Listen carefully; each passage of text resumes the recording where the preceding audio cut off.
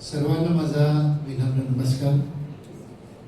जनता शिक्षण संस्था वाई या संस्थेचे विद्यमान अध्यक्ष आदरणीय मदनदादा भोसले, या संस्थेचे सचिव प्राचार्य डॉक्टर चौधरी, महाविद्यालयाचे प्राचार्य डॉक्टर फगरे, व्यासपीठावर अधीन माझे मित्र यादव, अन्य संचालक मंडळाचे सदस्य पदाधिकारी, उपस्थित प्राध्यापक, या परिसरातील ज्येष्ठ आणि प्रतिष्ठित नागरिक आणि हॉलच्या मागे निम्म्या भागात ज्यांनी जागा अडवली ते माझे तरुण मित्र आणि मैत्रिणी.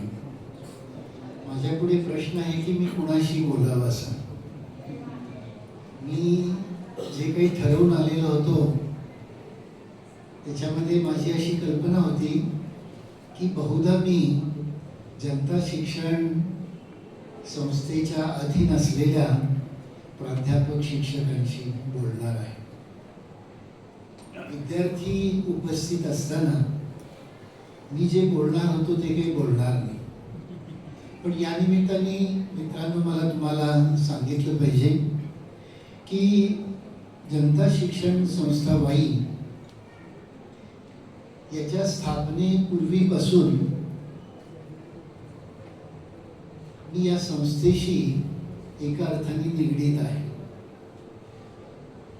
काही दिवसांपूर्वी मी विवेकानंद शिक्षण संस्थेचे जे संस्थापक आहेत बापूजी साळुंखे, त्यांची एक दैनंदिनी विवेकानंद शिक्षण संस्थेचा मी सल्लागार असल्यामुळे संपादित काही वर्षांपूर्वी केलेली होती. ती वाचत असताना माझ्या असं लक्षात आलं की इथे वाई परिसरामध्ये महाविद्यालयीन शिक्षण सुरू व्हावं अशी त्यांची फार तळमळ होती आणि अनेकदा त्यांनी शासनाला अर्ज पण केलेले होते. त्या काळचं विवेकानंद शिक्षण संस्थेचं जे नेटवर्क होतं ते शासनावर प्रभाव टाकेल अच्छा आज जसं टाकतं तसं त्या काळामध्ये त्या संस्थेची स्थिती नव्हती. तर्कतीर्थ लक्ष्मणशास्त्री जोशी, किसनवीर, प्रतापरावजी भोसले अशी धुरीण मंडळी वाईच्या पंचक्रोशीत असताना बापूजी साळुंखे यांचा टिकाव लागणं व्यवहारी अशक्य होतं आणि तत्कालीन मुख्यमंत्र्यांनी या संस्थेला मान्यता देणं पण स्वाभाविक. ही शिक्षण संस्था स्थापन व्हावी, विशेषतः ग्रामीण परिसरामध्ये पसरणीच्या पायथ्याला असलेल्या गावात उच्च शिक्षण सुरू व्हावं अशी धडपड या सगळ्या संस्थापक मंडळींची होती. पूर्वीचे जे लोकप्रतिनिधी होते ते खरे लोकप्रतिनिधी होते. त्यांना असं वाटायचं की आपल्या मतदारसंघामध्ये आपल्या मतदारसंघाचा आणि संघामधील मतदारांचा सर्वांगीण विकास व्हावा अशी एक आंतरिक उर्मी त्यावेळच्या लोकप्रतिनिधींच्या मनामध्ये होती. आणि त्याचं कारण ती सगळी मंडळी स्वातंत्र्य लढ्यातून पुढे आलेली होती. म्हणजे त्यांनी आधी सोसलेलं होतं आणि मग ते स्वप्न पाहत होते अशी त्यांची ऐतिहासिक पार्श्वभूमी होती. ज्यांचं अभिवादन आता आपण ह्या 3 छायाचित्रांचं केलं, ही जी त्रिमूर्ती होती ती या परिसराच्या विकासाचं एक शैक्षणिक स्वप्न पाहत होती आणि म्हणून त्यांनी शिक्षण संस्था स्थापन केली. त्या संस्थेचं नाव पण जनता आहे. जनतेसारखा व्यापक शब्द लोकशाही दुसरा नाही मित्रांनो. वर्तमानामध्ये ज्याचा विसर पडला अशी सरकार वारंवार येतात आणि मग देशाचं जे काही होतं ते होतं. 60-62ला विशेषतः महाराष्ट्र स्वतंत्र झाल्यानंतर जी धुरीण मंडळी महाराष्ट्र चालवायला आपल्याला मिळाली, जे लोकप्रतिनिधी मिळाले, त्यांना हा महाराष्ट्र सर्वांगणी संपन्न होईल अशी एक धडपड होती. मी यशवंतराव चव्हाण साहेबांचं एक मोठं स्मृती संग्रहालय नाशिकमध्ये तिथल्या यशवंतराव चव्हाण महाराष्ट्र मुक्त विद्यापीठात विस्तृत असं केलेलं आहे. ते महाराष्ट्रातलं यशवंतराव चव्हाण साहेबांच्या कार्य आणि कर्तृत्वाचं प्रतिबिंब करणारं एकमेव संग्रहालय आहे. मला याची जाणीव आहे की कराडमध्ये एक संग्रहालय आहे. मला याची जाणीव आहे की कराडमध्ये विरंगुळा आहे. मला याची जाणीव आहे की तिथे वाचनालय, अभ्यासिका, यशवंतराव चव्हाण साहेबांचा सगळा संग्रह आहे. तरी देखील राज्याचा एक धुरीण शिक्षणाचं काय स्वप्न पाहतो याचं एक पॅनल त्या वस्तू संग्रहालयामध्ये मी उभा केलेला आहे. तुमच्यापैकी किती जणांना हे माहीत आहे मला माहीत नाही की यशवंतराव चव्हाण साहेब जेव्हा पदवीधर होण्यासाठी, मी माझ्या भाषणापासून काही वेगळा नाही आहे बरं का, हा भाषणाचाच माझा भाग आहे.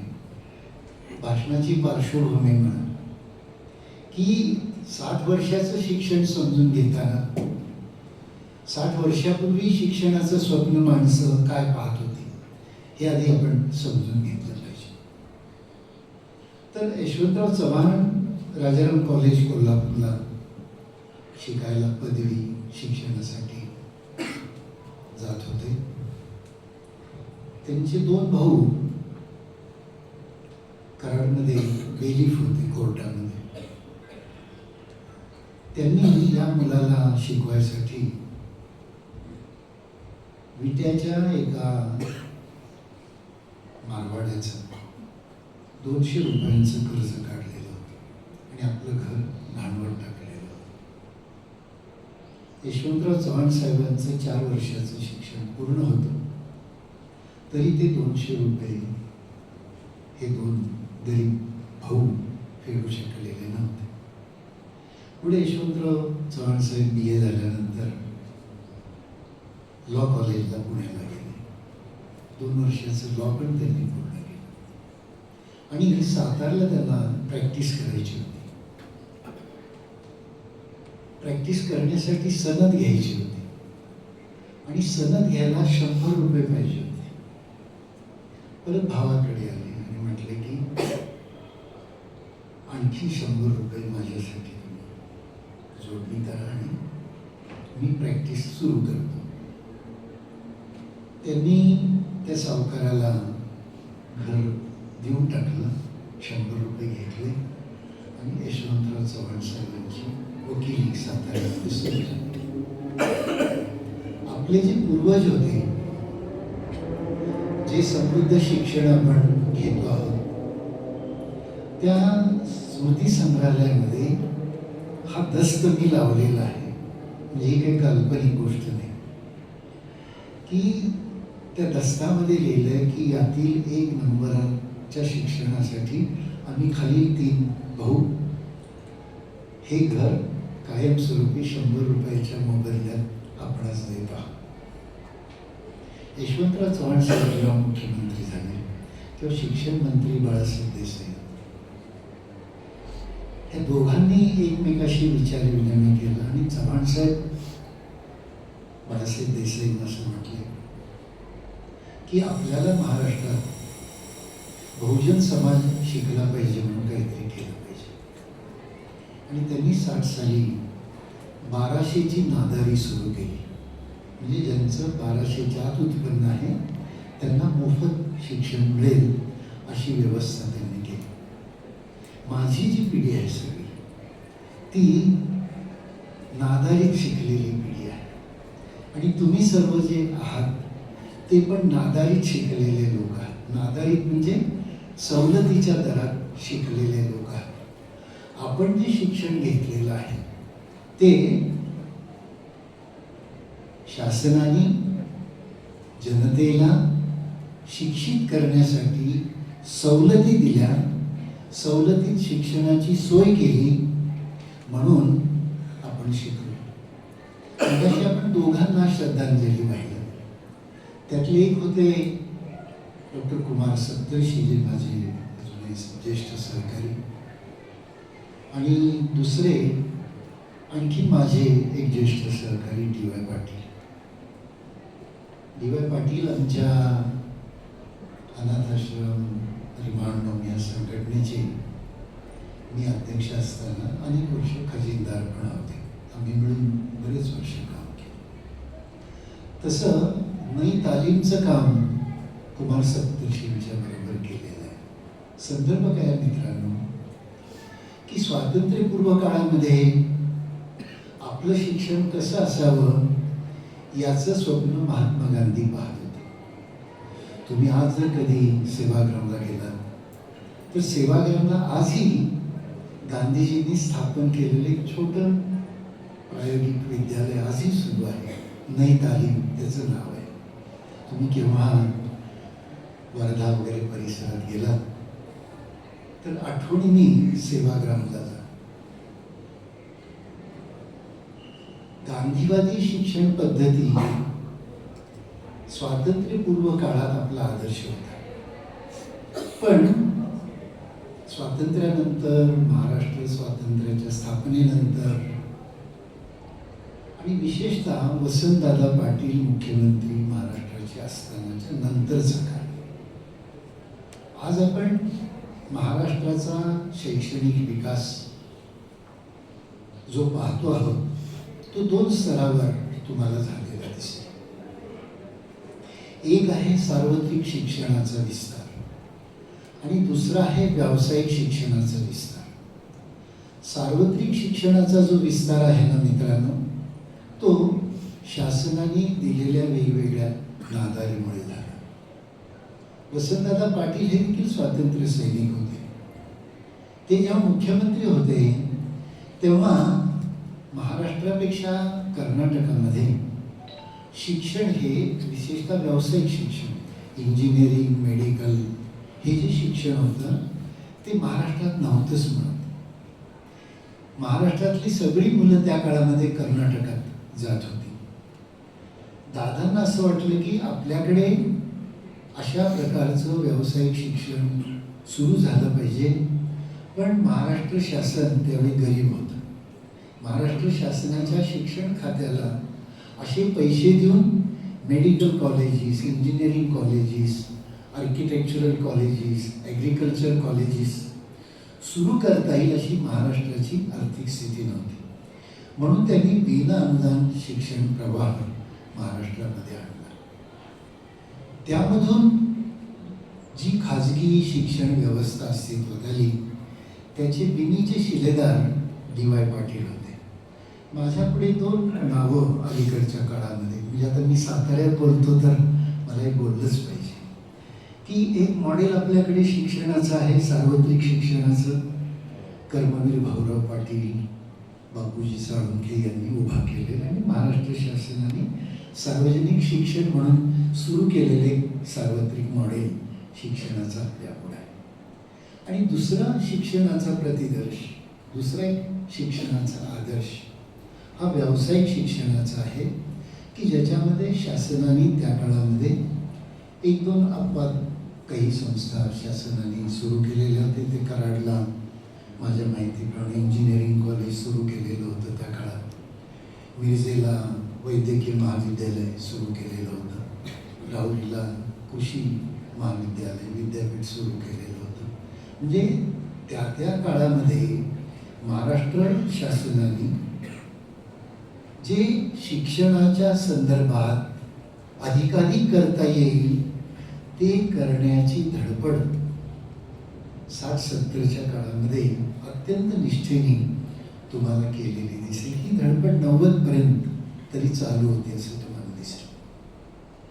किसनगीर महाविद्यालय आपल्या स्थापनेची 60 वर्ष साजरी करत आणि एका अर्थाने महाराष्ट्राची पण ती तितकीच कमी जास्त वर्ष आहेत. 2-4 वर्ष जास्त आहेत महाराष्ट्राची. या पलीकडे काही फार फरक नाही. म्हणजे महाराष्ट्राचं जे शिक्षण आहे स्वतंत्र महाराष्ट्र ते 65 वर्षांच्या पलीकडे काही फारसं जात नाही असं तुम्हाला दिसेल.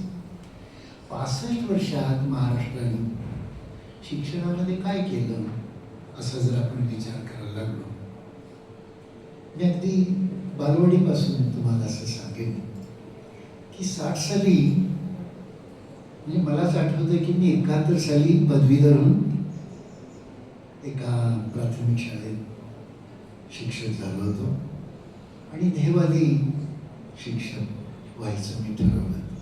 आजही आहे.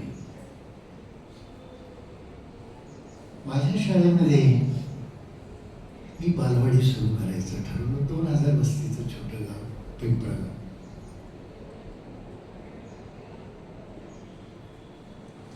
मदन दादा जसे संचालक आहेत या संस्थेचे, त्यांना म्हटलं आपण बालवाडी सुरू करू. करा की म्हणजे बालवाडी सुरू करायला काय लागतं? एक सतरंजी, एक पाण्याचा पिंप आणि एक दही करा म्हणजे. आणि फार फार झालं तर एक लाकडी घोडा. बालवाडीची कल्पना काय होती? 71 साली महाराष्ट्रामध्ये बालवाडीचं शिक्षण कसं असलं पाहिजे याची कल्पना काय होती? एक लाकडी घोडा, एक दही, एक सतरंजी, एक पाण्याचा पिंप. मी तुम्हाला आठवण म्हणून सांगतो नुसतं की मी समृद्ध का आहे एक व्यक्ती म्हणून.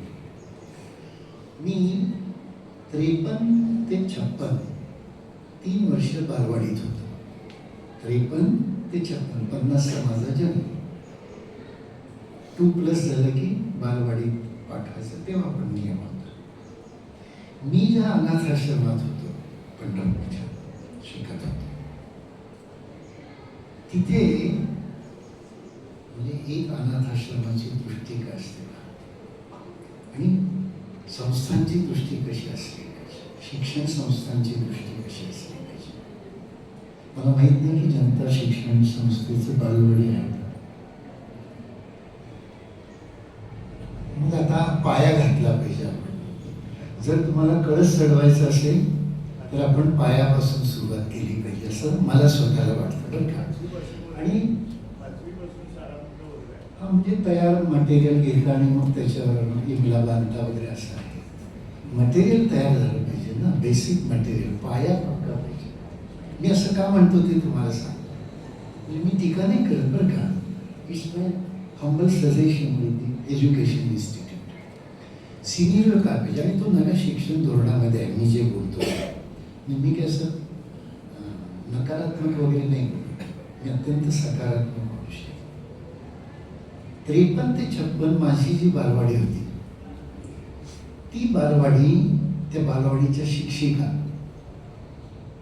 कुणाच्या हाताखाली ट्रेन झालेल्या होत्या तर भारत स्वतंत्र झाल्यानंतर मादाम मॉन्टेसरी भारतात आल्या होत्या आणि त्यांनी भारतातले 50 शिक्षक शिक्षिका निवडून त्यांना मॉन्टेसरीचं शिक्षण दिलेलं होतं. त्यात कोल्हापुरातले 2 शिक्षक होते, माईसाहेब बावडेकर आणि रावा शेवडे गुरुजी, जे बाललेखक झाले पुढे.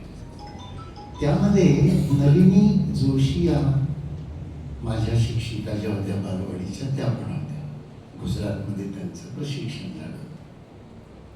ते पुढे महाराष्ट्रात जिथे जिथे गेले तिथे त्यांनी बालवाड्या सुरू केल्या. तर मॉन्टेसरीच म्हणायची, बालवाडी म्हणायची. माझी मॉन्टेसरी किती चांगली होती मी तुम्हाला सांगतो. एक मध्ये छान हॉल आणि कडेला साधारणपणे 6-7 खोल्या, मध्ये मोठा हॉल आणि कडेला 6-7 खोल्या. एक खोली होती पूर्ण खेळण्यांनी भरलेली होती, दुसरी होती पूर्ण शैक्षणिक साधनांनी भरलेली, तिसरी खोली होती पूर्ण ग्रंथांनी भरलेली. चौथी खोली होती पूर्ण धान्याने भाजींनी भरलेली. पाचवी खोली होती, त्याचं नाव होतं, असंच लिहिलेलं होतं, काय दुसरं नाव नव्हतं, झोपायची खोली.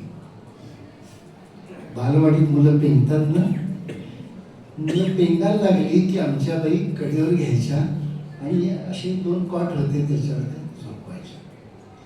बालवाडीत झोपायची सोय ही सगळ्यात मोठी सोय आहे. ती कुठल्याच बालवाडीत मला नंतर बघायला मिळाली. बेसिक काय असतं, मुलांना आपण शिक्षण देतो आणि मुलांना झोप लागते, हे आपल्या शिक्षणाचं परिमाणच आहे. परिमाण म्हणजे निगेटिव्ह. झोप कशी येते, बालवाडीत झोप कशी येते की बालवाडीत नाचायचं असतं, गायचं असतं, पण मुलं झोपतात. ती वयाने झोपतात, खाऊन झोपतात, दमून झोपतात, खेळून झोपतात, पण त्याची सोय होती. सगळ्यात मला आवडायची खोली होती ती झोपायची. जरा मान टाकली की बाई तिथे नेऊन टाकायचं. नाही, बाकी शिक्षणातून वगैरे कन्सेशन मिळायचं आम्हाला. पण त्या बाई असं काही दिवसभर झोपू द्यायचं नाही. 1 तासभर झाल्या की परत त्या उठवायच्या आणि परत आम्हाला शिकवायच्या. काय काय शिकवायच्या बाई? काज करणे, काज, बटन लावणे, बटन लावण्याने काढणे, भाजी किसणे, भाजी चिरणे, धान्य निवडणे, कागदाच्या लगद्यापासून वस्तू तयार करणे, बागकाम करणे, घसरगुंडी, झोपाळे, एवढं सगळं माझ्या स्वप्नातल्या बालवाडीत होतं. स्वप्नातली म्हणजे तुमच्या स्वप्नातली, पण माझ्या प्रत्यक्षातली बालवाडी. 1956 साली जर एक बालवाडी इतकी छान असेल, अशी बालवाडी तुम्हाला आसपास कुठे बघायला मिळाली 60 वर्षात? असं स्वप्नच पडलेलं नाही. जे मॉन्टेसरीला पडलेलं स्वप्न आहे ना, ते आपल्याला पडलेलं नाही. एक चांगली गोष्ट झाली की नवं शिक्षण धोरण आलं ना आपलं, NEP 2020. त्यामध्ये पहिल्यांदा भारत सरकारने 2020चं जे शैक्षणिक धोरण जाहीर केलं, त्याच्यामध्ये पहिल्यांदा राष्ट्रीय स्तरावर बाल शिक्षणाचा विचार हा गंभीरपणे झालेला दिसतो. तुम्ही असं पाहाल की 0 to 18 बाळाचा जन्म झाल्यापासून ते बाळ युवक होईपर्यंतचं शिक्षण हे नव्या धोरणामध्ये शालेय शिक्षण मानण्यात आलेलं आहे. आणि त्यात पण अर्ली चाइल्डहुड एज्युकेशन नावाची एक कन्सेप्ट, म्हणजे पूर्व प्राथमिक शिक्षण किंवा बालवाडी, मॉन्टेसरी ज्याला म्हणतो, त्या शिक्षणाचा विचार आपण अमृतकाल सुरू झाल्यानंतर सुरू केलेला आहे. देशाची 75 वर्ष वाया गेल्यानंतर आपण मूलभूत शिक्षणाचा विचार सुरू केला. मी तुम्हाला असं सांगेन की मूलभूत शिक्षण हे कुठं होतं, तर ते बालवाडीत पहिली 3 वर्ष बाळ जे वाढतं ना, असं सांगितलं जातं मानसशास्त्रामध्ये आणि शरीरशास्त्रामध्ये की माणसाची घडण, माणसाचा विकास कोणत्या वयात जास्त होतो, तर 3 ते 6 या वयोगटामध्ये optimum development of human brain असं शिक्षणशास्त्रज्ञ सांगतात. आणि बरोबर त्याच्याकडेच आपण आजवर दुर्लक्ष करत आलेलो आहोत. युनेस्को आमच्यासारखे काही कार्यकर्ते आम्ही ते लावून धरलं आणि शासनाला या नवीन शिक्षण धोरणामध्ये अर्ली चाइल्ड एज्युकेशनचा अंतर्भाव करायला हवा. नवी जी पिढी आहे उद्याची शिक्षणाची, ती कशी असेल, तर आता नव्या शिक्षण धोरणामध्ये मित्रांनो, बाळ जन्माला आलेल्या दिवसापासून जन्म घेईपर्यंतचं मॉनिटरिंग नव्या शिक्षण व्यवस्थेत आहे. म्हणजे आईची पहिली पाळी चुकल्या नोंद केली जाते, तिला आहार सुरू केला जातो, तिचा गर्भ चांगला वाढेल असा प्रयत्न केला जातो. अंगणवाडीच्या ताई आणि आशा सेविका घरोघरी जातात, नोंद करतात आणि बाळाची वाढ पोटात चांगली होईल असं पाहतात. नंतर ते बाळ जन्माला आल्यानंतर 3 वर्षांनी जेव्हा शाळेत येईल तेव्हा शाळेतलं शिक्षण चांगलं व्हावं अशी प्रोव्हिजन अर्ली एज्युकेशनमध्ये करण्यात आलेली आहे. म्हणजे पूर्व प्राथमिक शिक्षण प्रत्येक प्राथमिक शाळेला जोडण्याचा एक महत्त्वाकांक्षी कार्यक्रम भारत सरकारने केलेला आणि तो भारतभर आता लागू झालेला आणि अशा बऱ्याच बालवाड्या, हजारो लाखो बालवाड्या, म्हणजे आपल्याकडे 15 कोटी शाळा आहेत, प्राथमिक शाळा, आणि साधारणपणे 25 कोटी विद्यार्थी प्राथमिक शाळेमध्ये शिकतात अशी स्थिती आहे. त्या सगळ्या 15 लाख शाळांच्यामध्ये आता बालवाडी अनिवार्यपणे सुरू होणार आहे. हे वर्तमानातलं भारत सरकारचं शिक्षणातलं माझ्या दृष्टीने क्रांतिकारी पाऊल आहे. हे शिक्षण देणाऱ्या ज्या बाई आहेत त्या किमान D.Ed. B.Ed. असल्या पाहिजेत, 4 वर्षाचं B.Ed. झालेलं असल्या पाहिजेत अशी धारणा आहे. मी मगाशी सांगितलं दाई असा शब्द वापरला, आता तो शब्द बदलला आणि बाई आलेली आहे. दाईची जागा आता बाई घे. पण ती बाई आणि जगातली बाई म्हणजे मॉन्टेसरी शाळेची शिक्षिका, जगातली आणि आपली, ह्याच्यामध्ये मित्रांनो किती अंतर आहे. आपण शिक्षणाबद्दल हीरक महोत्सवानिमित्त विचार करतो ना. माझी आठवण जर बरोबर असेल तर 90 साली मी युरोपच्या दौऱ्यावर होतो. 3 महिने युरोपचे सगळे देश मी पाहिलेले होते. तेव्हा मी एका बालवाडीमध्ये गेल्याचं मला आठवतं. 90 साली ती जी बालवाडी होती म्हणजे प्राथमिक शाळा आणि बालवाडी, ती मॉन्टेसरीपेक्षा चांगली होती. म्हणजे माझ्या बालवाडीपेक्षा अधिक चांगली होती 90 साली. तिथल्या ज्या हेडमिस्ट्रेस होत्या, बालवाडीच्या शिक्षिका, भारतीय माणूस ना फार संशयी, हेकेखोर आणि चौकस असतो. तो जगभर चौकशा करत फिरत असतो. तसं मी पण गेल्या गेल्या कुठे जाईल तिथे असे तिरकस प्रश्न विचारायचो. भारतीय असल्यामुळे भारतीय असणं काही चांगलं नाही बरं का, असं भारतीय असणं. त्या बाईंना म्हणलं की what is your qualification madam. त्या म्हणल्या I am PhD in psychology. My colleague PhD in that. My another colleague PhD in child activity. बालवाडीला PhD शिक्षण, युरोपमध्ये बालवाडी शिक्षण किंवा जगभर बालवाडी शिक्षण. मी तर पुढे 25 देश पाहिले नंतर, म्हणजे आशिया खंड सगळा पाहिला, आफ्रिकेतले काही देश पाहिले.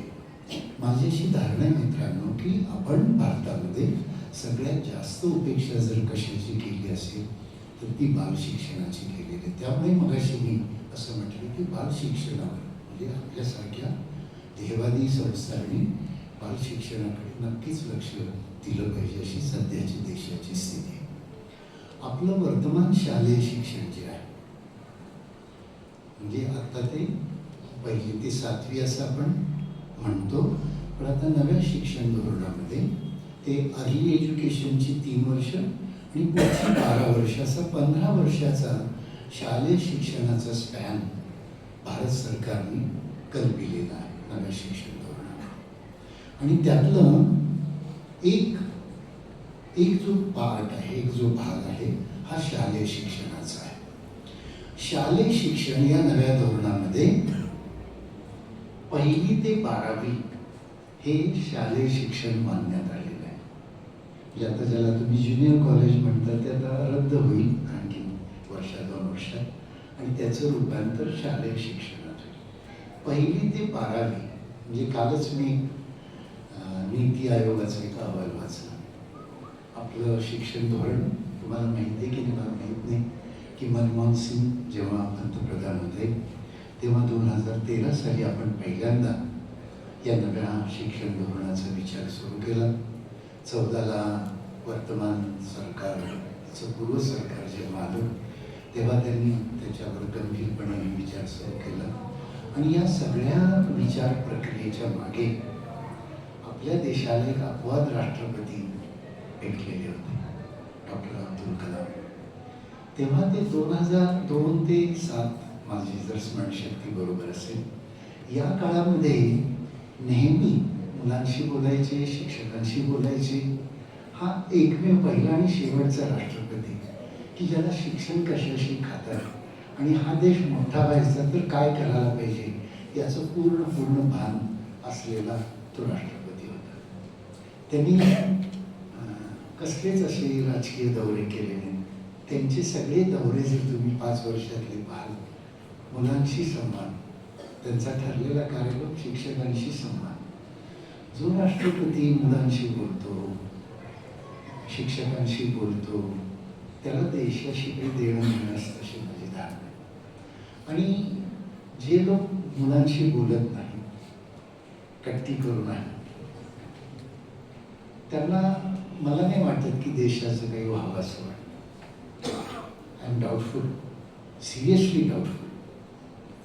मी तुम्हाला असं सांगणार आहे मित्रांनो की त्यांनी इंडिया 2020चं स्वप्न आपल्याला दिलेलं, की ते असं प्रेडिक्ट करत होते, असं सांगत होते आपल्याला की तुम्हाला 2020 सालचा जो भारत आहे हा तरुणांचा भारत असणार आहे. 2020 साली आपली जी लोकसंख्या होती 2020ला ती जगातली सगळ्यात जास्त तरुणाईंची लोकसंख्या असलेला देश म्हणून भारत लोकसंख्याशास्त्राप्रमाणे विकसित होत होता. आणि तेव्हा अब्दुल कलाम असं सांगत होते, त्यांचं कुणी ऐकलं नाही, की त्यांचं एक भाषण मी कोल्हापूरला ठेवलं मुलांसाठी, मला आठवतं काही. तेव्हा ते आमच्या भाषणात एकदा असं म्हटले होते की चीनकडून आपण बरंच शिकण्यासारखं आहे. सहज म्हटले ते, पण म्हटले ते मला चांगलं आठवतं. 4 विधान आपण सगळ्यात जास्त शिकलं पाहिजे भारताने, ते चीनकडून शिकलं पाहिजे. आणि त्यांनी माझ्या लक्षात आणून दिलं होतं त्या दिवशी की चीनची डेमोग्राफी डिक्लाइन आहे, म्हणजे चीनची लोकसंख्या घटत आहे आणि आपली लोकसंख्या वाढत आहे. कोणत्याही देशाचा विकास मित्रांनो कशाच्या आधारे असतो तर देशात खाणारी पोटं किती आणि कमावणारे हात किती. खाणारी पोटं आणि कमावणारे हात याचं व्यस्त प्रमाण भारतात आहे. आपला विकास हा खऱ्या अर्थाने विकास का ठरत नाही तर आपलं उत्पन्न कमी आणि खर्च जास्त आहे. वर्तमानामध्ये चीनने त्याच्यावर विजय मिळवलेला आहे.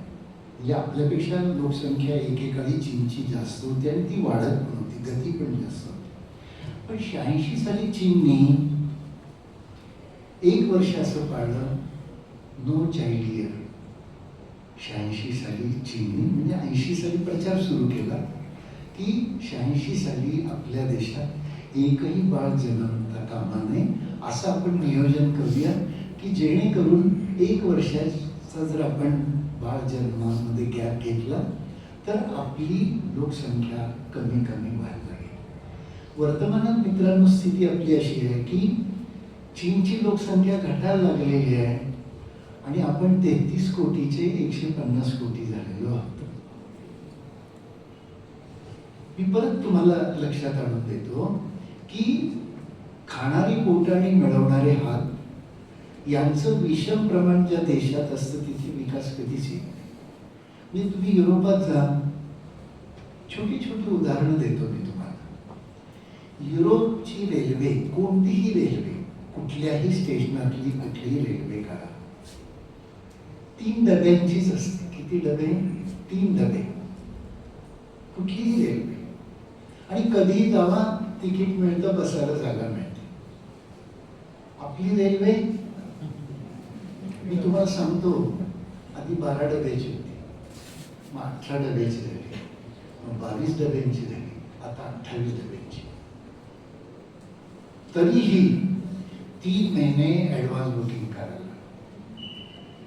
मी तुम्हाला एक उदाहरण का देतो, लोकसंख्या हा आपला ज्वलंत प्रश्न आहे. शिक्षणापुढचं आव्हान म्हणजे आपण शासनाला टीका वगैरे करतो ना, आपण बेजबाबदार लोक आहोत की सगळं शासनाच्या माध्यमातून. आपण काय करतो बघूया ना, की लोकसंख्या वाढ काय शासन वाढवत नाही. लोकसंख्या शासन नाही ना वाढवत, जनता वाढवते. जनतेने ठरवायला पाहिजे ना की माझी ऐपत काय आहे, मी किती बाळांना जन्म घालायचा. बाळांना जन्म घालणं म्हणजे लोकसंख्या नियंत्रण. हे जे देश पाळतात, युरोपमध्ये रस्ते शुकशुकाट असतात, रेल्वे रिकामे असतात. माझं भारताचं स्वप्न आहे, मला जर तुम्ही समोर राष्ट्रपती वगैरे केलं, करणार नाही याची खात्री आहे. पण माझं स्वप्न आहे की किमान 1 वर्ष गॅप घेऊया आपण. खरं मी 5 वर्ष गॅप घेतलं पाहिजे किमान, तर आपण काहीतरी डिक्लाईनकडे येऊ, अशी आपली वर्तमान स्थिती आहे. गमतीचा भाग सोडून देऊ, पण आपले सगळ्यात मोठे शिक्षणापुढचे आव्हानाचे प्रश्न म्हणजे आपण सरकारवर काय काय टीका करतो, मी अत्यंत बेजबाबदारपणे करतो. शासन शिक्षक नाही करत नाही, शासन शिक्षणाला पैसे खर्च करत नाही, अमुक करत नाही, तमुक करत नाही. खरं आहे, मान्य की जग शिक्षणावर जितका पैसा खर्च करतं तितका आपण करत नाही. जगामध्ये 15% GDPच्या 15% शिक्षणावर खर्च केला जातो. हे शिक्षण धोरण जेव्हा 13 साली त्याचा पहिला ड्राफ्ट माझ्याकडे आहे. सम इनपुट्स इन न्यू एज्युकेशन असं त्याचं शिक्षण. त्याच्यामध्ये शासनाने 13 साली मनमोहन सिंग असताना असं आश्वासन देशाला दिलेलं होतं. शब्द आहे, सरकारी खर्चाच्या 20% शिक्षणावर खर्च केला जाईल. सरकारी खर्चाच्या 20% खर्च शिक्षणावर केला जाईल. म्हणजे भारताचं अंदाजपत्रक जर 100 रुपये असेल तर त्यातले 20 रुपये शिक्षणावर खर्च केले जाते, असा त्याचा अर्थ. नीती आयोगाने जो मे 6 अहवाल प्रकाशित केलेला आहे, टेम्पोरल असेसमेंट ऑफ एज्युकेशन नावाचं, म्हणजे कालसंगत मूल्यमापन आपल्या शिक्षणाचं. म्हणजे जे शिक्षण धोरण आपण स्वीकारलेलं आहे नवं, त्याची वर्तमानात काय स्थिती आहे हे सांगणारं ते डॉक्युमेंट आहे. तो अहवाल असं सांगतो मित्रांनो की प्रत्यक्षात शासन आश्वासन देते आता की 6% आम्ही खर्च करू, पण 4.1 याच्या पलीकडे आपला शिक्षण खर्च झाला नाही. आपला सगळा विकास, त्याला मी असं म्हणतो की कॉन्क्रीटचा विकास आहे. आपल्या विकासाची परिमाणं भारताने केव्हा तरी बदलली पाहिजे. मला स्वतःला एक नागरिक, जबाबदार नागरिक म्हणून, जागा नागरिक म्हणून असं वाटतं, विकासाचा चेहरा मानवीच असला पाहिजे. म्हणजे वर्तमान भारत सरकार हे आर्थिकदृष्ट्या इतकं समृद्ध सरकार आहे की स्वातंत्र्यानंतरचं सगळ्यात समृद्ध सरकार जर कोणतं असेल तर ते वर्तमान काळातलं. विशेषतः GST सुरू झाल्यानंतर सरकारकडे इतके पैसे आले. माझे काही मित्र आहेत केंद्र सरकारमध्ये, मी काहीतरी सरकारबरोबर काम करत असतो आणि जेवता बिवताना असे ते सहज बोलतात. तर ते म्हणतात की मगाशीच आम्ही चहा पित होतो, याचं नाव सांगत नाही कुणाबरोबर चहा पित होतो, तर ते सांगत होते की मराठी विकासासाठी 260 कोटी रुपये आले आणि आता आमचा प्रॉब्लेम आहे की काय करायचं. मराठी विकासासाठी महाराष्ट्र शासनाने 260 कोटी दिलेले आणि त्याचं काय करायचं असं सरकारपुढे प्रश्न. म्हणजे कुठल्या लाडक्या बहिणींना वाटले तर खर्च होतील वगैरे. आपण असे पैसे उधळतो, आपली साधन संपत्ती आपण अशी उधळतो, खर्च नाही करत, उधळतो. जो देश पैसे उधळतो ना त्या देशाच्या विकासाला भविष्य नसतं. मी तुम्हाला असं सांगेन की देशाचं इन्फ्रास्ट्रक्चर दोन प्रकारचं असतं. देशाची संरचना, विकासाची रचना दोन प्रकारची असते. एक त्याला आम्ही असं म्हणतो sensitive and soft development of nation. ती मानवी गुंतवणुकीवर आधारित असते. म्हणजे एकीकडे साईरामची गोळी नाही म्हणून शेतकरी आत्महत्या करतो. साईरामची गोळी मिळत नाही त्याला, रागा होतो त्याला, डोकं उठतं त्याचं कर्जाने आणि तो आत्महत्या करतो. मग त्यांची मुलं तुम्ही सांभाळता. शेतकरी आत्महत्या करूच नये अशी व्यवस्था नाही. आपण प्रत्येक वेळी कर्जमाफी करतो. कर्जमाफी हा काही शेत समृद्धीचा उपाय नाही मित्रांनो. जगामध्ये अशी माफी कुठल्याच देशात दिली जात नाही, सवलत दिली जाते. आपल्याकडे छोट्या उद्योगांना माफी नाही, मोठ्या उद्योगांना माफी. शेतकऱ्याला माफी नाही, जिरायताला, बागायतीला माफी. उसाला चढता दर, ज्वारीला घटता दर. आपले हे सगळे विकासाचे जे प्रश्न आहेत, त्यामुळे आपण केव्हा तरी गंभीरपणे विकास म्हणजे काय, कॉन्क्रीटचे रस्ते म्हणजे विकास का माणसाच्या चेहऱ्यावरचा आनंद, माणसाच्या चेहऱ्यावरचं हास्य म्हणजे विकास, हे केव्हा तरी बघितलं पाहिजे. जगामधला एक छोटा देश मी तुम्हाला सांगेन, फिनलंड नावाचा देश आहे. छोटा देश, बिलकुल छोटा देश. आणि त्या देशाचं वर्णन आम्ही नेहमी निर्वासितांचा देश असा करतो. म्हणजे त्या देशामधले सगळे नागरिक हे मायग्रंट आहेत, स्थलांतरित होऊन त्या देशात आलेले आहेत. नेटिव्ह कोणीच नाही त्या देशात.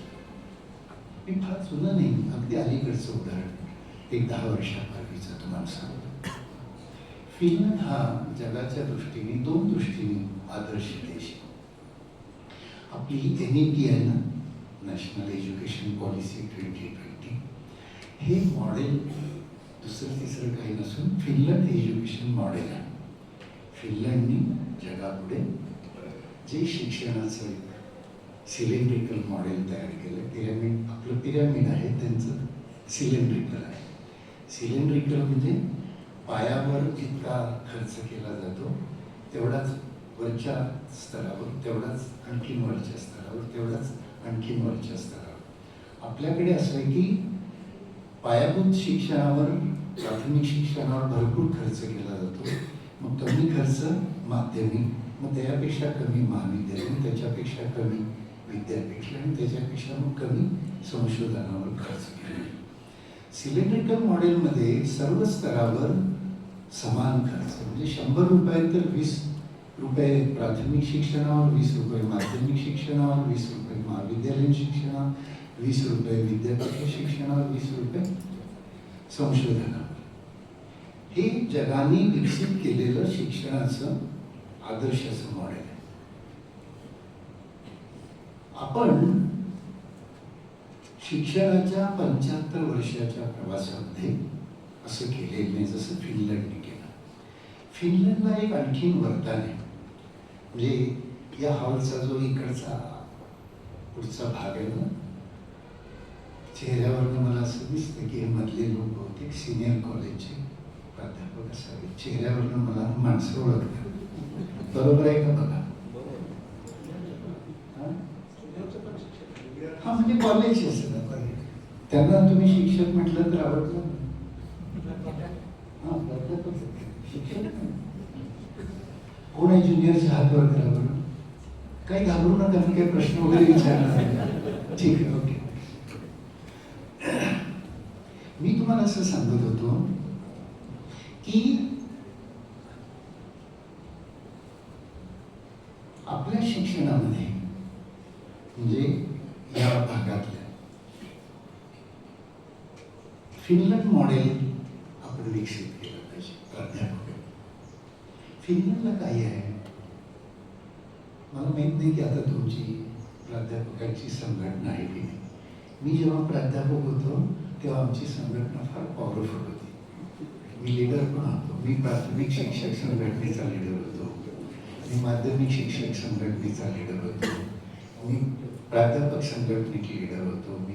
प्राचार्यांच्या संघटनेचा काही लीडर झालो नाही ठरवलं, पण मला कॉलेज चांगलं करायचं होतं, लक्ष कॉलेजमध्ये द्यायचं होतं. पण फिनलंडमध्ये शिक्षक संघटना जी आहे ना, त्याचं नाव आहे teachers academy, not teacher organisation.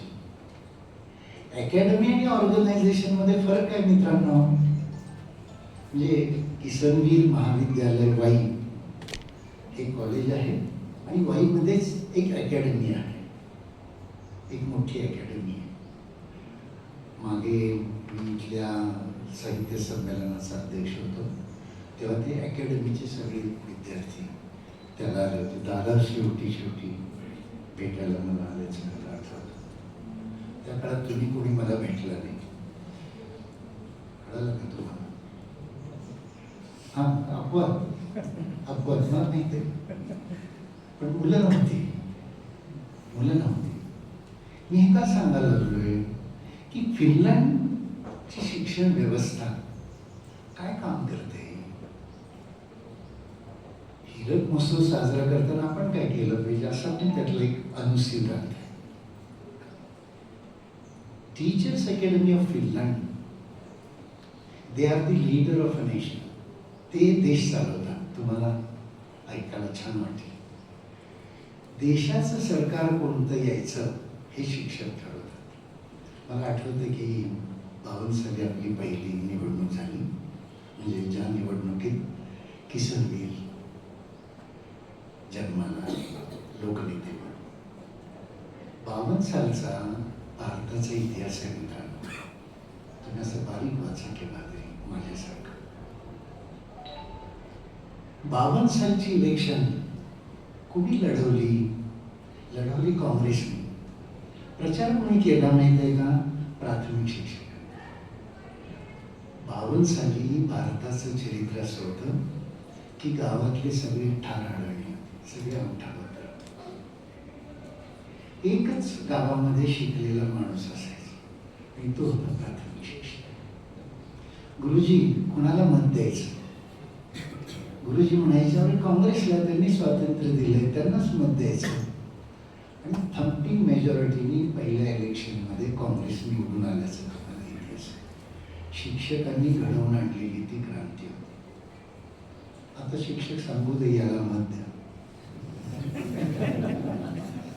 पहिली गोष्ट ते सांगणार नाही, कारण जीवच उचलत नाही त्यांची. त्यांचा विवेक नाही अजून जागा झालेला, म्हणजे त्यांना विचारच पडत नाही, तशी स्थिती आहे. फिनलंड टीचर्स अकॅडमी ती देशाला असं सांगते की आमच्यावर विश्वास ठेवा, आम्ही देश घडवतो.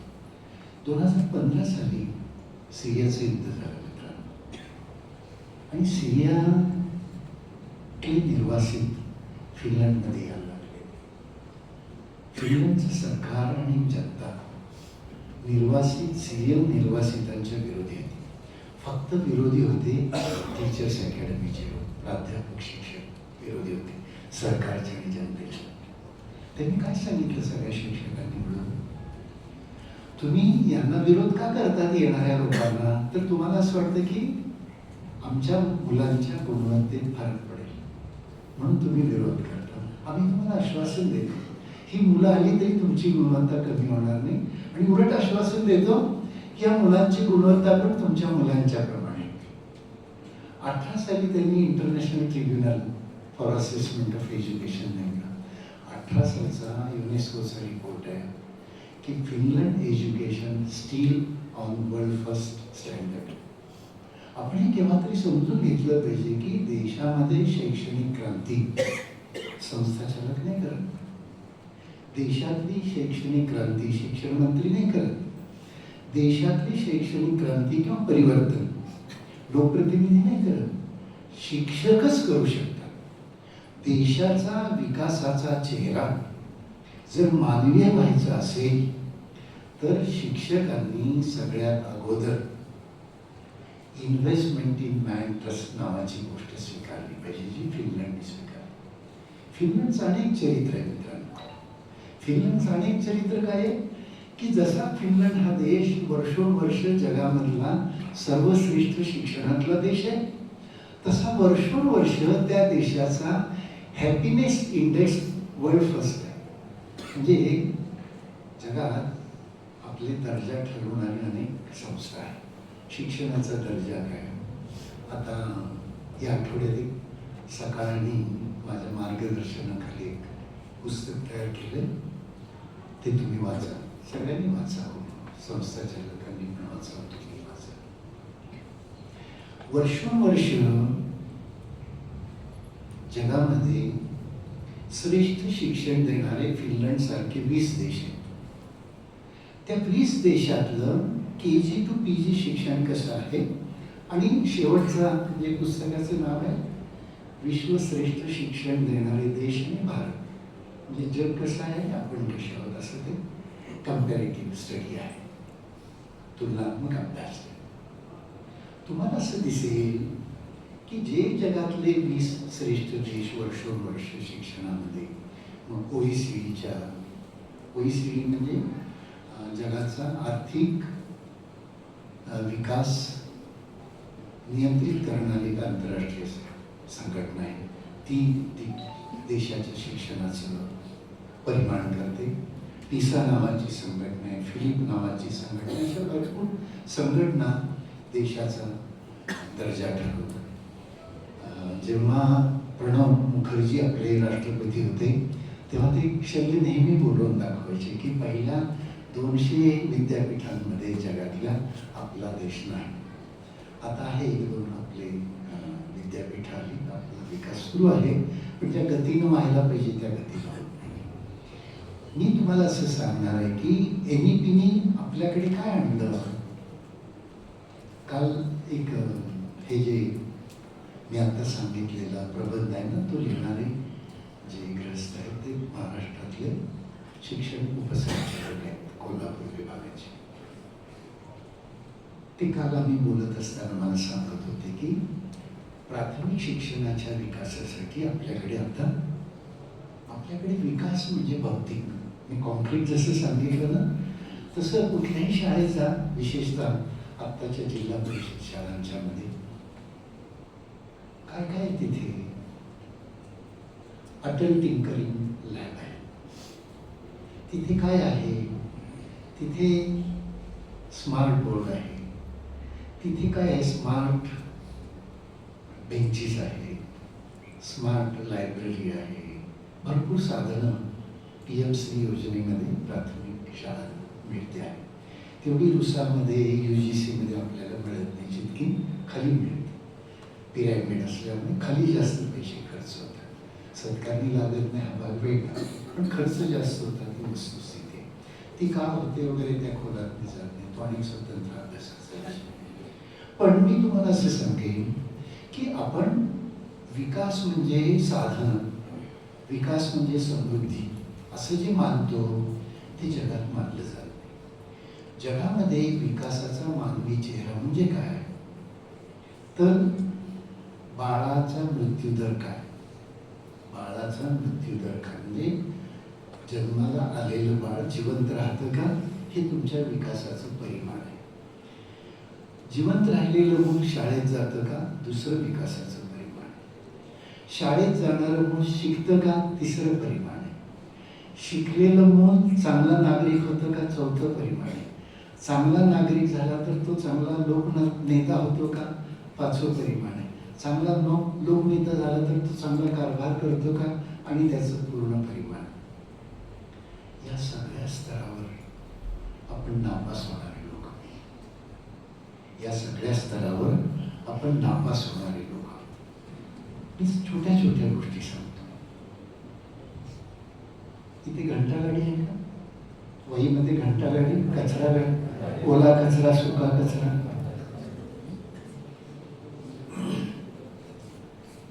किती छोटी गोष्ट आहे का, म्हणजे तुम्ही कधी विचार नसेल केला. अशा गाड्या जगात कुठे, कचरा गाडी जगातल्या प्रगत देशात नाही. असं तुम्ही म्हणाल मग कचरा काय असतो, पण लोक स्वतः त्या डेपोमध्ये येऊन कचरा टाकतात, दारात यायला लागत नाही. आमच्याकडे दारात येऊन देखील कचरा राहतोच. आणि कचरा नावाची जी गोष्ट, स्वच्छता नावाची जी गोष्ट आहे, एक साधी गोष्ट आपण 75 वर्षात शिकवली. मी परत सांगेन की मेड्स नावाचं एक छोटं फ्रान्समधलं गाव आहे, तिथे मी गेलो. छोटी शाळा होती, प्राथमिक शाळा. बाई त्या दिवशी स्वच्छता शिकवत होते वर्गात. मी जरा असंच अध्यक्षांच्या आधी जसं इथे आलो तसा तिथे पण मी बाईंच्या आधी ती शाळा पाहिला. त्यांनी वेळ दिल्यामुळे गेलो होतो. मग बाई आल्या गडबडी आणि म्हटल्या की सॉरी हां, मी जरा मला लेट झाला वगैरे. म्हटलं इट्स ओके. आणि मला अभिमान की मी भारतातला असून वेळेत जातो मोठा अभिमान. लेट पण झालेलं आहे केव्हा केव्हा. जपानमध्ये मी एकदा लेट झालो, त्यांनी मला खिडकीतून सांगितलं की your appointment is cancel as you are late 2 minutes. हे पण आहे. मी सांगत होतो की त्या बाई आल्या आणि लगबगीनं म्हणल्या की give me 5 minutes, I will prepare my class and I will see you. मी जाते, जरा वर्गाची तयारी करते, मी येते. मी आपला संशयी माणूस असल्यामुळे मी बाईंच्या मागे मागे गेलो की काय तयारी करता बघूया म्हणून. असा इतका छान स्वच्छ वर्ग, तुमचा हॉल जसा स्वच्छ आहे तसा स्वच्छ वर्ग. आणि त्या ओम नमो शिवाय सारख्या एक बॅग घेऊन आल्याला कचरा कुठून कुठून गोळा करून शोधून शोधून आणला. युरोपमध्ये कचरा शोधायला लागतो बरं. आपल्याकडे आपल्या खिशात पण कचराच असतो.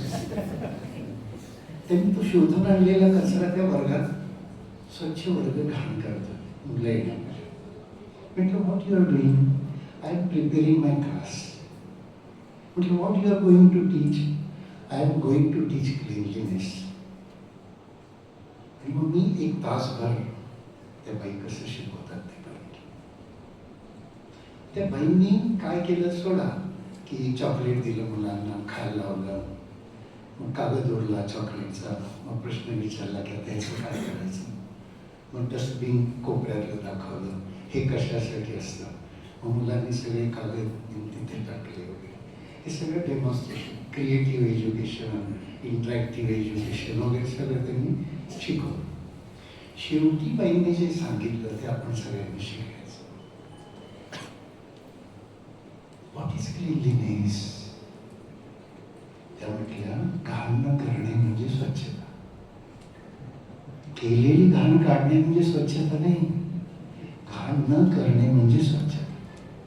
मला सांगा, आपण कधी शिक्षणात शिकवलंय का? नाही शिकवलं ना. आपण मूलभूत शिक्षण आपण दिलेलंच नाही. आपल्या देशाला आपण मूलभूत शिक्षण दिले अशी माझी धारणा आहे. की देश भ्रष्टाचारी का? आपला देश, आपलं चरित्र भ्रष्टाचारी का? असे प्रश्न आपल्याला पडले पाहिजे. रस्त्यात खड्डे का? आपल्याला प्रश्न पडले पाहिजे. रस्ता वाहून का जातो? आपल्याला प्रश्न पडले पाहिजे. त्याचं एक साधं कारण आहे की आपल्या शिक्षणाने जबाबदार नागरिक घडवले नाही.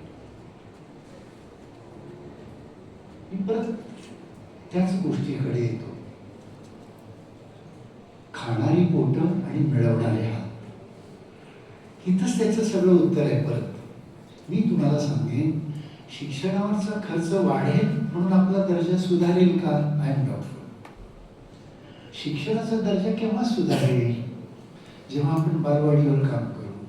म्हणजे बालवाडीमध्ये नागरिक घडणीचं, त्याला इंग्रजीमध्ये डेव्हलपमेंट ऑफ सिव्हिल सोसायटी असं एक जगभर प्रचलित शब्द आहे. की नागरिक कुठे घडतात चांगले? तर ते बालवाडी आणि प्राथमिक शाळेत घडतात. म्हणजे साधी गोष्ट आहे. मी छोट्या तुम्ही जग पाहिलंच पाहिजे बरं का. मी तुम्हाला सांगतो, आपल्याला भारत जर चांगला करायचा असेल ना, आसपासची परिसर आपण बघितला पाहिजे. जपानमधला कोणताही नागरिक उजव्या बुटा शेजारीच डावा बूट ठेवतो. मी तुम्हाला असं विचारत नाही तुम्ही कशी ठेवता. आपल्या कोणत्याही घरासमोर बुटांची, चपलांची, देवळासमोर रास पहा. आपण किती शिस्तबद्ध आहोत हे लक्षात येईल. कोणतीही दोन चप्पल एकत्र असत नाही, मुझे क्या मालूम असे पडलेले असतात. हे मुझे क्या मालूम आहे ना, इथे सगळा आपला पराभव आहे. एका डाव्या शेजारी उजवा ठेवायचा साधा संस्कार बालवाडीने आपल्याला दिलेले, प्राथमिक शिक्षणाने दिलेले. पडलेला रुपया माझा नाही, रस्त्यात पडलेला रुपया त्या रीलमध्ये दाखवतात पण की पैसे पडतात चुकून, मग तो नेऊन देतो वगैरे, असं काही भारतात घडत नाही. म्हणजे कोणाचे तर पैसे पडतात आणि कोणतर आणून देतो, तो इकडे तिकडे बघतो, काय करतो ते तुम्हाला माहिती. चरित्र नावाची गोष्ट हे शिक्षणाचं साधन. ज्या देशातलं शिक्षण माणूस घडवतो, आपल्या पुढे या संस्थेचा हिरण महोत्सव साजरा करत असतात. आणि विशेषतः जे महाविद्यालय तुम्ही चालवता, महाविद्यालयांचे प्रश्न तर मित्रांनो आणखी गंभीर आहे. शाळा बऱ्या, माध्यमिक शाळा बऱ्या, मी टीका नाही करते. काही वर्षांपूर्वी सुटाचं आमचं एक जर्नल होतं. सुटा आमची प्राध्यापक संघटना, संभाजीराव जाधव आमचे नेते होते, आणि ते मला सांगायचे की सुटा जर्नलला चांगले लेख लिहित चला. म्हणून मी एक इंग्रजी लेखाचं भाषांतर केलेलं.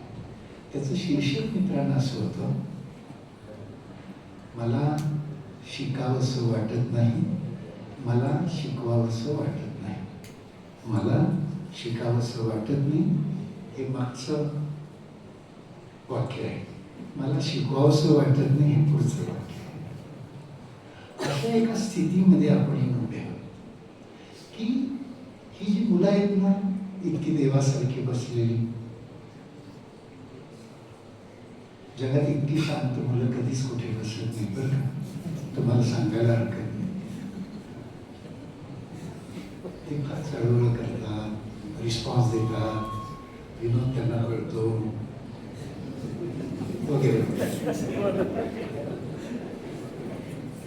तुम्हाला काय कळतं मला माहित नाही, पण अशी आपली बौद्धिक वाढ पण झाली पाहिजे. म्हणजे आपण ऐकतो ना, ऐकणं नावाची गोष्ट मी सहज मुलांना सांगणार आहे सगळ्या प्रेमाने, की ऐकणं नावाची गोष्ट आहे ना, ही रिस्पॉन्सिव्ह आहे. म्हणजे मी अनाथ मुलांचं काम केलं म्हणून सांगतो. आमच्या आश्रमामध्ये बाळ जन्माला आलं ना, आम्ही लगेच पहिल्यांदा काय करतो सांगतो. आम्ही डोळ्यापुढे बोट फिरवतो.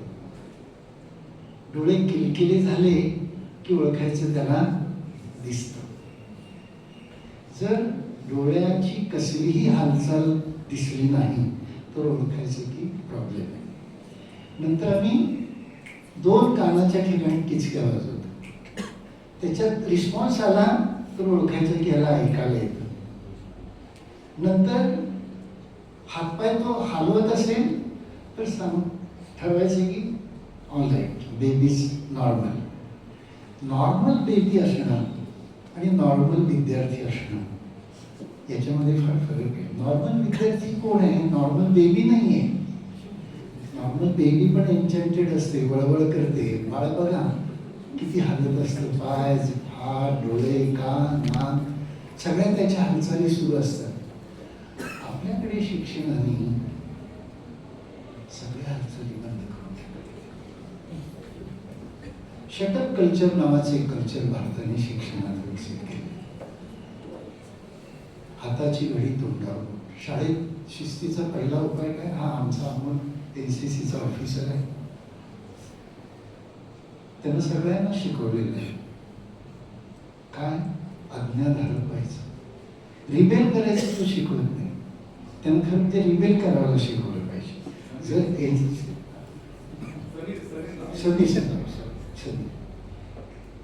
अमोल पण असाच एक विद्यार्थी आहे. समीरने रिबेल करायला शिकवलं पाहिजे. रिबेल याचा अर्थ बंड करायला शिकवणं. तर तरुण आज्ञा झालं पाहिजे, खरं आहे, पण तरुण चेंजिंग पण पाहिजे. चेंजिंग झाल्याशिवाय तो तरुण कसा? म्हणजे मी हिंदी शिकवायचो पूर्वी, एक कथा शिकवायचो मी, मुला मुलींना आवडेल माझं हे उदाहरण. त्या कथेचं शीर्षक आहे दो बांके. बांके म्हणजे टपोरी शब्द माहिती आहे का तुम्हाला? कॉर्नरला उभा असणार. मी पण उभारायचो केव्हा तरी. तुम्ही उभारता की नाही मला माहिती आहे. कोण उभारते का रे? प्रामाणिक कोण आहे? ठीक आहे. भारताचं आणखी एक वैशिष्ट्य आहे, खरं उत्तर कधीच देत. आपल्याला असं शिकवलेलंच आहे ते, की दो बांके या कथेमध्ये एक व्याख्या आहे. ती व्याख्या काय मित्रांनो? जिसकी आंखें तिरछी नहीं होती वो बांका कैसा. तरुण कोण? ज्याचे डोळे तिरके होतात. म्हणजे अगदी स्पष्ट सांगायचं, जो डोळा मारतो तो तरुण. अगदी स्वच्छ सांगायचं. डोळा मारला नाही तर तरुण कसा असा त्याचा अर्थ आहे. बाबा म्हणते मी फार छान व्याख्या केलेली आहे तरुणाची. Young head on young shoulder. Young head on young shoulder. की डोकं हे तापलेलंच असलं पाहिजे तरुणाचं. भडकच पाहिजे, क्रांतिकारीच पाहिजे. चक्कीत जाड, कोल्हापुरी भाषेमध्ये चक्कीत जाड म्हणजे गरमच डोकं कायम पाहिजे. तरुणांचं डोकं जर तुम्ही बर्फासारखं थंड ठेवलं, देशाचा विकास केव्हाच होणार. चलनवलन आणि विचार व्यवहार, विवेकी विचार नावाची जी गोष्ट आहे, ती जगामध्ये शिक्षणातून विकसित केली जाते. आपल्या पुढचा भाग विशेषतः महाविद्यालयीन शिक्षणामध्ये. वर्तमान महाविद्यालयीन शिक्षण हे आता मला डिसिप्लिनरी झालेले. पहिली बॅच आपली 3 वर्षाची बाहेर मी म्हणतो ते बरोबर आहे का? आता बाहेर पडते बरोबर. ती 4थ्या वर्षाची असेल, 3ऱ्या वर्षाची, याच वर्षी बरोबर आहे. म्हणजे माझा विषय. आता तुम्ही नव्या शिक्षण धोरणातून जी पिढी घडवत आहात त्याची बॅच आता यावर्षी बसते परीक्षा. म्हणजे त्यांचे 4 सेमिस्टर झाले आणि यावर्षी 2 सेमिस्टर होते. तुम्हाला माहित आहे की महाविद्यालयामध्ये म्हणजे तुम्ही करता की नाही कोणास ठाऊक, तुमचं ॲटोनॉमस का ॲफिलेटेड? ॲटोनॉमस का केलं? विचार करा केव्हा नाही, विचार करा. अरे जायला पाहिजे ना. म्हणजे जर तुम्हाला खरं शिकवायचं असेल मला, असं माझं म्हणणं, मी टीका नाही करत, पण मला स्वतःला एक नागरिक म्हणून असं वाटतं की विद्यापीठ स्वायत्त असतील तर महाविद्यालय पण स्वायत्त पाहिजे. स्वायत्ततेचं परिमाण काय असतं मी तुम्हाला सांगतो, का असलं पाहिजे ते. की तुम्ही आता पाहता की 12वी पास मुलं तुमच्याकडे FYला येतात आणि आता FY पासून 4 वर्षाचा डिग्री कोर्स सुरू होतो. पहिलं वर्ष आहे, 2 सेमिस्टर झाल्यानंतर त्यांना सर्टिफिकेट कोर्स. तुम्हाला माहिती आहे की नाही कोणास ठाऊक की 1 वर्ष झाला आणि ड्रॉपआउट झाला तर कुठल्या विद्यापीठाने त्याला सर्टिफिकेट दिलंय? म्हणजे तू FY पास झाला, 2 सेमिस्टर पूर्ण केल्या and you are certified for this skill. 2 वर्षाच्या अभ्यासक्रमात तू प्रवीण झाला, तुला इतकी क्रेडिट मिळाले, असं प्रमाणपत्र अजून विद्यापीठाने इश्यू केलेलं नाही, जे केलं पाहिजे. 2 वर्षात झाला की त्याला डिप्लोमा सर्टिफिकेट द्यायचं, 3 वर्षात झाला की त्याला डिग्री सर्टिफिकेट द्यायचं, 4 वर्षात झाला की त्याला ऑनर्स सर्टिफिकेट द्यायचं. ही जी 4 वर्ष आहेत महाविद्यालयाची, पहिलं वर्ष सर्टिफिकेट म्हणजे काय? समजा एक मुलगा तुमच्याकडे आला, एक्झिट आणि एंट्री असं लिबर्टी आता आलेले, मुलांनी केव्हाही यावं केव्हाही बाहेर जाऊन. अशी ते जे सांगत होते ना की विद्यार्थी संख्या घटायला लागली, त्याची अनेक कारण आहेत. त्याचं एक सगळ्यात प्रमुख कारण काय माहिती आहे का? लिबरल एज्युकेशन आता आपल्याकडे आलेलं आहे. म्हणजे तुम्ही सगळे महाविद्यालयातले लोक आणि संस्था चालक यांनी हे ठरवलं पाहिजे की संख्येवर आता शिक्षण राहणार नाही, संख्येवर शिक्षण राहणार नाही. शिक्षण कशावर उभं राहील इथून पुढच्या काळामध्ये? तर सिलेंडर डेव्हलपमेंट तुम्ही तुमच्या महाविद्यालयाची, तुमच्या विद्यापीठाची, तुमच्या शाळेची कशी करता त्याच्यावर तुमचं भवितव्य अवलंबून आहे. नवी व्यवस्था येते आहे. तुमचं जरी सिंगल कॉलेज असलं तुमच्या संस्थेचं, तरी एक जपानी शिक्षण पद्धतीतून घेतलेली एक व्यवस्था आपल्याकडे येते आहे. त्याचं नाव आहे टायप अँड टेक ओव्हर. की जपानी जो उद्योगपती असतो तो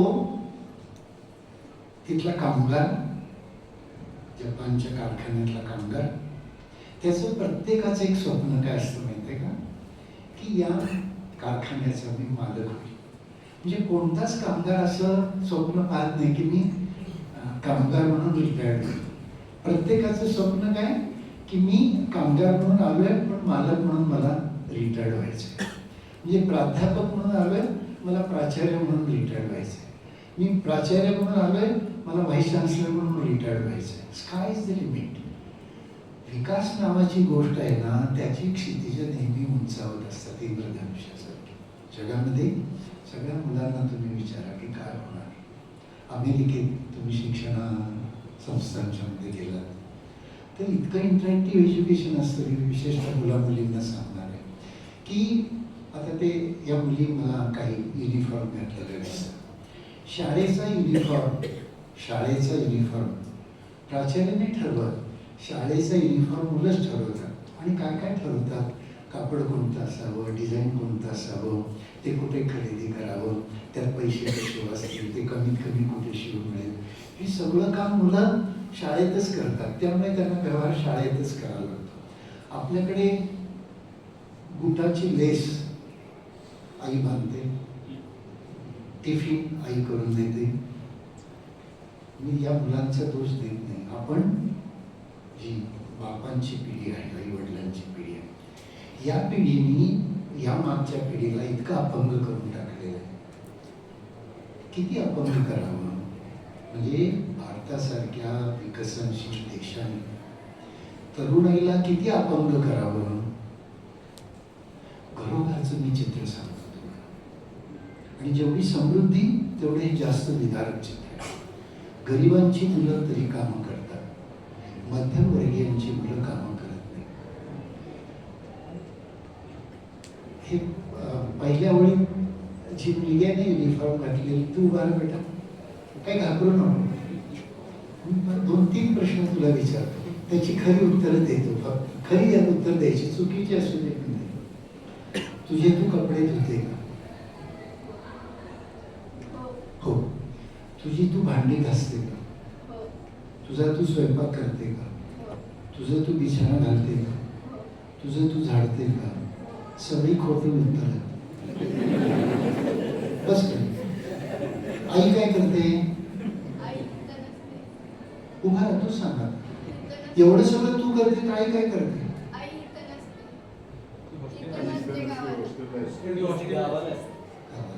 म्हणून तू करते.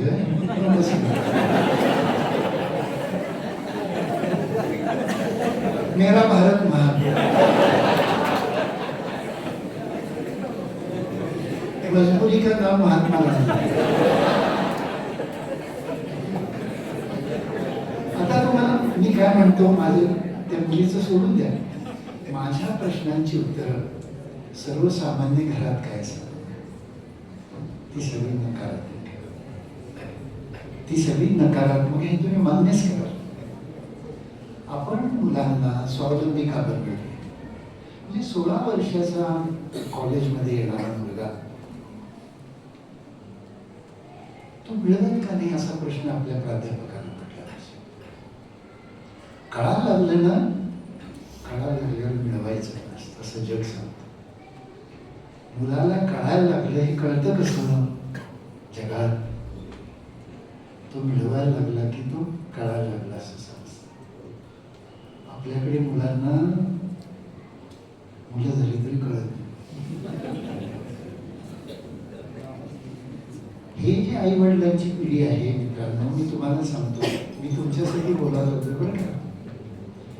यांना जर तुमचा श्वास घेता आला असता तर तो पण त्यांनी घेतला असता. तुम्हाला ते मी काय करायचंच ठेवलं. हे चांगलं नाही. देश असा अपंग पिढीतून तयार होत नाही. जगामध्ये सगळी मुलं तुमच्या वयाची 16 वर्षानंतरची मुलं मुली छोटी मोठी कामं करतात, स्वावलंबी होतात, मिळवतात. न मिळवता शिकणारी मुलं जगातल्या प्रगत देशात नाही. आपल्याला भारत जर प्रगत करायचं असेल म्हणजे अर्न अँड लर्न स्कीम वगैरे कॉलेजमध्ये असेल सिम्बॉलिकली, पण प्रत्येक मुलगा मिळवता पाहिजे, प्रत्येक कळता मुलगा मिळवता पाहिजे असा आपल्या देशाचा चार्टर प्रोग्राम पाहिजे. त्याच्यामुळे काय होतं मी तुम्हाला सांगतो. जग कळतं, पैसे खिशात असतात, मग जबाबदारी येते आणि मग छान छान गोष्टी सुचायला लागतात. मग नाहीतर मग कॉफी हाऊसमध्ये जाताना आईकडून पैसे मागायचे आणि मैत्रिणीला कॉफी पाजायची. हे काही स्वातंत्र्य नाही. मी तुम्हाला सांगतो, जगामध्ये ना मुलं स्वतःच्या पैशातून मित्रमैत्रिणींना किती छान छान गिफ्ट देतात. मी जेव्हा युरोपमध्ये जातो ना, माझ्या मैत्रिणी अजून या वयात पण असं जग जगतं. असं जगायला पाहिजे. आपण या कॉलेजचा हीरक महोत्सव साजरा करतो म्हणजे काय, तर आपण हीरक महोत्सवी स्वप्न पाहण्यासाठी जमलेलो.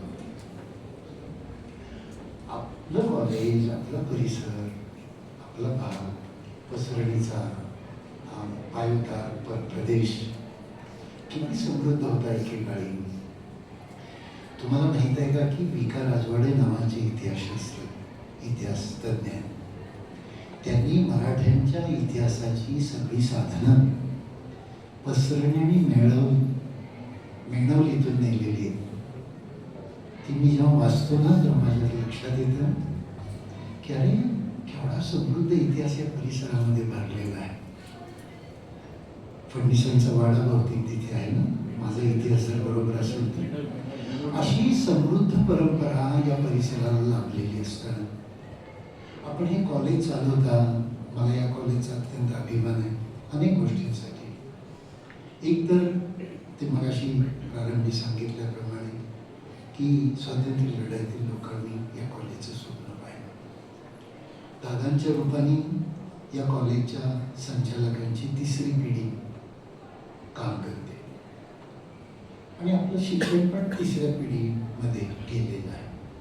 3ऱ्या पिढीमध्ये आपण शिक्षणाचा जेव्हा विचार करतो तेव्हा आपल्याकडे आव्हानं किती आहेत आणि संधी किती आहेत असं जर तुम्ही मला विचाराल तर भारतातली सगळ्यात मोठी शक्ती ही मॅन पॉवर आहे. फक्त वांदा असं आहे की आपण ती मॅन पॉवर स्किल्ड केलेली नाही. म्हणजे तुमच्या घरी फरशी लावणारा कोण आहे पहा, तुमचं फर्निचर करणारा कोण आहे पहा, तुमची शेती करणारा कोण आहे पहा.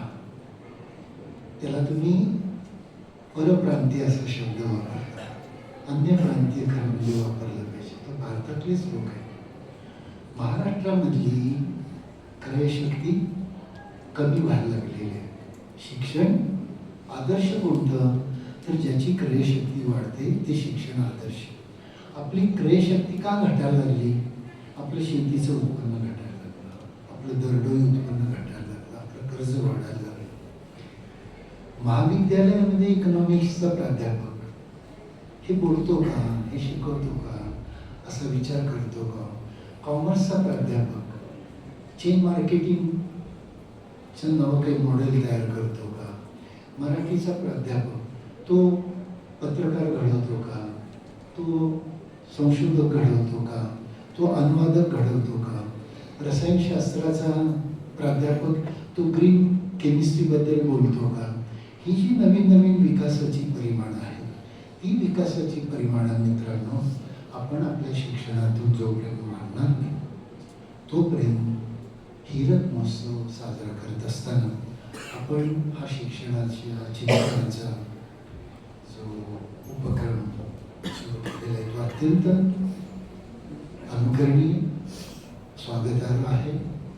फक्त माझी इच्छा अशी आहे की जी जी व्याख्यानं होतील त्या व्याख्यानांमध्ये व्याख्याते जे काही सांगतील ते पुढच्या व्याख्यानापर्यंत जर तुम्ही अंतर्मुख होऊन कृतीमध्ये आणण्याचा प्रयत्न केला. मी असं म्हणणार नाही आहे की जनता शिक्षण संस्थेने ते करावं, जनतेनेच केलं पाहिजे. परिवर्तन मी मगाशी म्हटल्याप्रमाणे आपण सगळे बदलल्याशिवाय आपला देश नाही बदलणार. आपल्या पुढचं आव्हान असं आहे की पुढच्या व्याख्यानापर्यंत या व्याख्यानातलं आपण काय काय करू शकतो असा एक छोटा विचार घेऊन जरी इथला प्रत्येक घटक बाहेर पडला तर या संस्थेचा हीरक महोत्सव परिसरात सुवर्ण महोत्सव ठरेल, अमृत महोत्सव ठरेल, शतकोत्सव ठरेल अशा शुभेच्छा देतो आणि माझं भाषण. धन्यवाद सर. देवादी सरांनी आपल्या प्रभावी शैलीतून आज